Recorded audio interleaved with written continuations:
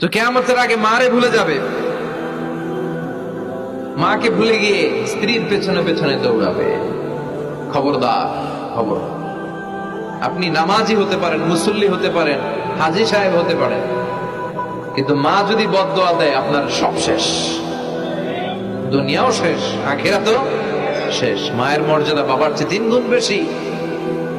হামালাতহু উম্মুহু, কারণ বাবা পেটে ধরে নাই, পেটে ধরছে কে?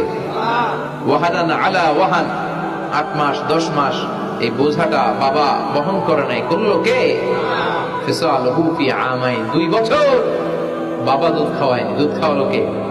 মায়ের এক ধার দুধের দাম কাটিয়া গায়ের চাম, বাপস বানাইলেও ঋণের শোধ হবে না, এমন দরদি ভাবে কেউ হবে না আমার মা গো।